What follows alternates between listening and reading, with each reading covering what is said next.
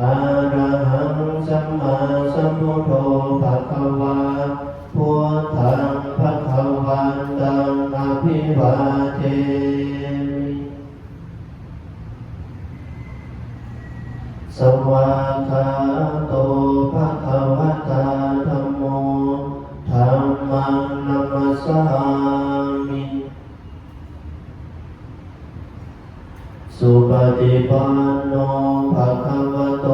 สาวกสังโฆสังฆังนัมมามิ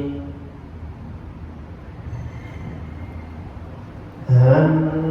ธรรมยังพุทธัสสะภะคะวะโตภุพพาคะนะมะกาลังจิวะพุทธานุสตินะยัญจากโรมาสินะโมตัสสะภะคะวะโตอะระหะโตสัมมาสัมพุทธัสสะนะโมตัสสะภะคะวะโตอะระหะโตสัมมาสัมพุทธัสสะนะโมตัสสะภะคะวะโตอะระหะโตสัมพุทธัสสะตังโฆปันนะภะคะวันตังเอวังกัลยาโนกิตติสัตโตอะโภคโตอิติปิโสภะคะวะอะระหังสัมมาสัมพุทโธวิสัจรณสัมปันโนสุขโตโลกวิทูอนุตตโรปุริสธัมมัสสารติสัทธาเทวมนุสสานังโพธิโตภวติกายนวาจานวเจตสาวาพุทเทกุกัมมังปะกตังมยายังพุทโธปฏิคันหาโตอัจฉยันตังกาลันตะเวสังวริตุงภาพุทเทหันธรรมยังธัมมานุสตินะยังกโรมาสิสวากขาโตภะคะวะตาธัมโมสันทิฏโกอาคาลิโกเอหิปัสสิโกโอปนัยโกปัจจตังเวทิตาโพวินโยหิติกายนวาจานวเจตสาวา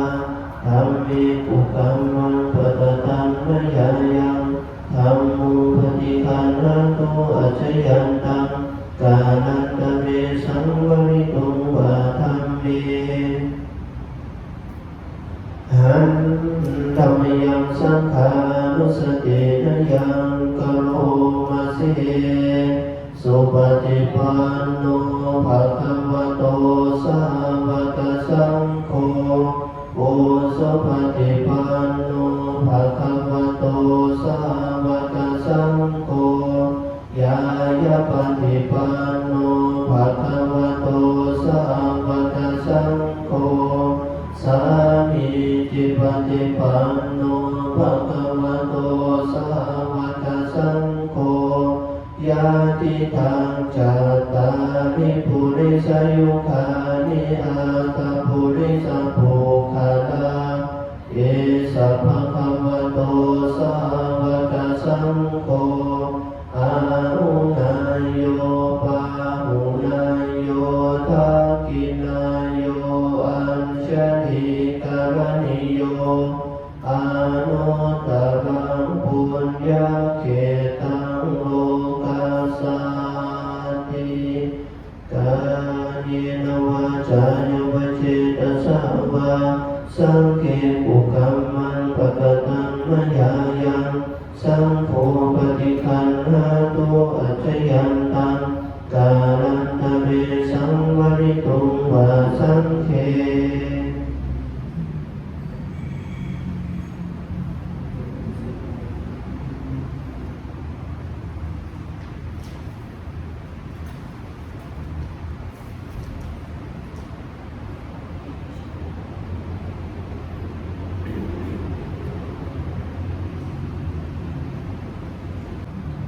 หั หันธรรมยังอติตาปัจเวคนาภารังพนามาเสอาจมยาปัจเวกิกวายังจีวรังปริพุตังตัญญาวาเทวาสิกาสะปฏิฆาตายาปุณณาสะปฏิฆาตายาตังสัมมากัสสวาตาตัปสิริสัพพสัมภาจานังปฏิฆาตายายาวาเทวาหิริโกปินาปฏิสัทนาทังอาจมยาปัจเวกิตวาโยปินทปาโตปริพุโตโสเนวาทวายนามัทายนามันนายนาวิโภชนายายาวาเทวาอิมาสกายาสถิติยายาปนายวิหิงสุปรติยาพรหมจริยานุกายา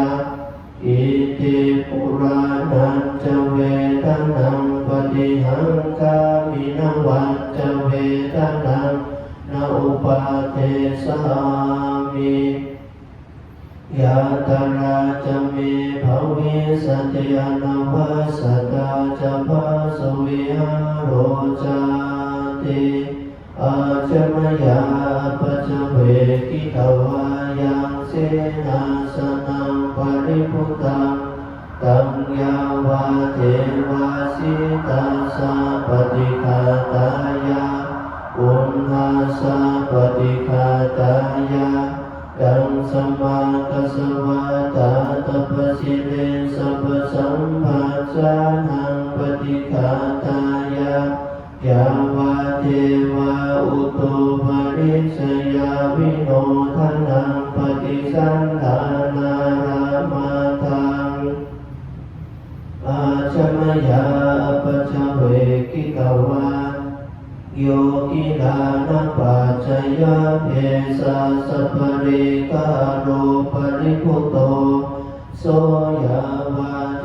วาอุปันนานังไว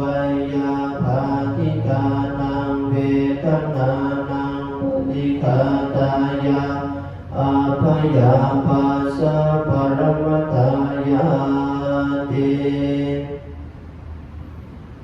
หันธรรมยังอุทิสนาทิธานาคาทายโยพนามาเสอิมินาปุญญกรรมินาอุปัสสยกุณุตระอาจาริโยปการะจามาตาปิตาจายตากะสุริโยจันติมาราชาโกนาวันตานารามิจาพรหมมาราชาอินทาจาตุโลกาภาราชาเทวตายามุมิตามนุสจามาสัตตาเวริกาปิกาสะเพสัตตาสุขิหุนตุปุญญานิปกตานิเมสุขันจติวิทังเทตุเกปังปะเปทาโมมาตังอิมินาปุญญกรรมินาอิมินาอุทิเสนาจักขิปังสุราเพเทวตานุปาทานาเสธานังเยสันตานิหินาธัมมายาวานิภาณโตมหามังนาสันตุสัพพทานิวายาตาสะโตภาเวภาเวอุสุจิตังสันติปัญญาสันเลโกวิริยังหินามาลาลาพันตุโนกาสังกาตุนจาวิริเยสุเมพุทธาเทภวาโรนาโรธัมโมนาโตวโรตโมนาโตปัจเจกาพุทโธจาสังโฆนาโตทโรมามังเตโสตมานุภาเวนะมาโรกาสังฆาพันตุมาทุกขปัตตาจนิทุกขาพยาปัตตาจนิพยาโสกปัตตาจนิโสกาอุนโตสัพเพปิปา วัตตาจามิสัมมาตังปุญญาสัมปะทังสัพเพเทวาอนุโมทันตุเปิดหนังสือหน้าที่120ยันเตนะภะคะวะตาชานตาปัสสตาอะระหะตาสัมมาสัมพุทเทนะปัตตมังปาราสิกังกัตถปัญญาตันติเวสานิยังปัญญาตันติกังหาราภาติสุทินนังกัลลันทโพตังอาราภาติกิสมิงวาตุสมิงติสุทินโนกัลลันทโพโตปุราณทุติยิกายะเมถุนังธัมมังปฏิเสวิตสมิงวาตุสมิงติสุเตนะสมัยเยนะพุทโธภคะวาเวรัญชายังวิหารตินาเลรุปุสิมันธมุเลมะตาภิกขุสังเกนะสาธิปัจจมาเตภิกขุสเตหิอาโสสิโกเวรัญโชพระมโนสัมมโนคัลลุโภโคตโมสักกยพุตโตสักกยกุลาภาปจิตโตเวรัญชายังวิหารตินาเลรุปุจิมันธมุเลมาตาภิกขุสังเกนะสาธิปัจจมัตเตภิกขุสเตหิตังโคปันนภวันตังโคตมังเอวังกัตถยาโนกิตติสัตโตอะภุคโตอิติปิโสภะคะวาอะระหังสัมมาสัมพุทโธเวสาจรณะสัมปันโนสุขโตโลกวิโตอนุตตโรปุริสธรรมสารติสัตตาเทวมนุสานังพุทโธภคะวาติโสอิมังโลกังสเทวกังสมารกังสพรหมกังสาสมณพรหมณิปัสสังสเทวมนุสังสยังอภิญญาสัสสิกตวาปเวเทติโสธัมมังเทเสติอาทิกัลยาณังมาเสกัลยาณังปริโยสานกัลยาณังสัทธังสัพพยัญชนะเกวลปริปุณณังปริสุทธังพรหมจริยังปกาเสติสานุโกปันตถาอุปะนังอรหัตังทัสสนังโหติติเอวเมสุตังเอกังสมยังภะคะวาอันตราจาราสกหังอันตราจนารันทังอัตถะนามาคัมปติปันโนโหติมหัตตาภิกขุสังเกนะสาธิปัญจมัตเตหิภิกขุสเตหิสุปิโยภิกขุปริภาชโกอันตราจาราสกหังอันตราจนารันทังอาทันนามาคัมปติปันโนโหติสาธิอันเทวาสินาพระมตาเตนะมานะเวนะตาตระสุทังสุปิโยปริภาชโกอเนกปริยาเยนะพุทธัสสะวันนังภาสติธัมมัสสะวันนังภาสติสังฆัสสะวันนังภาส ปิยาสัพพนปริภาสกาสะอันเตวาสิพรหมตาโตมานะโหอันเนกัปปริยาเยนะพุทธาสวรรณังภาสติธรรม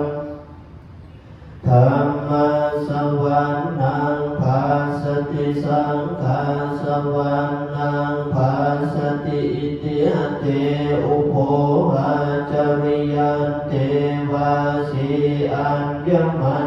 ญาสะอุจุวิปัสสนิกวาทาภคะวันตังปิติโตปิติโตอนุพันธะโหติภิกขุสังฆัญจาภวตุสัพพมังคลังราคันตุสัพพเทวตาสัพพพุทธานุภาเวนัสสทธาโสเทภวันตุเตภวันตุสัพพมังคลังราคันตุสัพพเทวตาสัพพธัมมานุภาเวนัสสทธาโสเทภวันตุเตภวันตุสัพพมังคลังราคันตุสัพพเทวตาสัพพสังฆานุภาเวนัสสทธาโสติภวันตุเต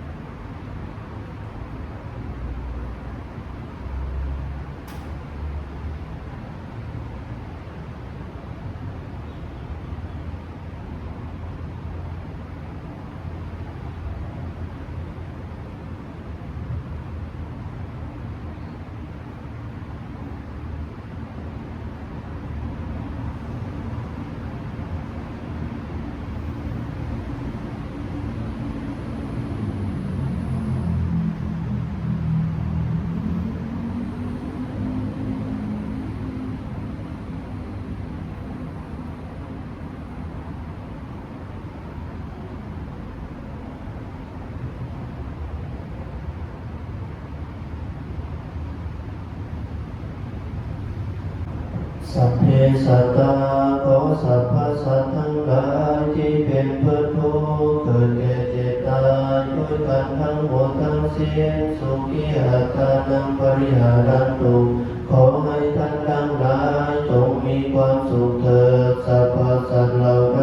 ที่เวียนว่ายตายเกิดที่มีความทุกข์ขอให้พ้นจากทุกข์เถิดสัพพสัตว์เหล่าใด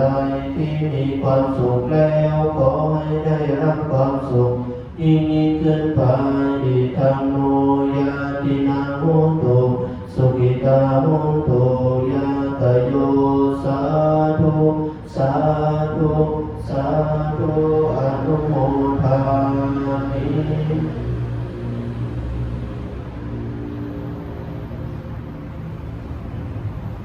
อะระหังสัมมาสัมพุทโธภะคะวาพุทธังภะคะวันตังอะภิวาเทสวากขาโตภะคะวะตาธัมโมธัมมังนัมมัสสามิสุปฏิปันโนภะคะวะโตสหวกสังโฆสังฆัง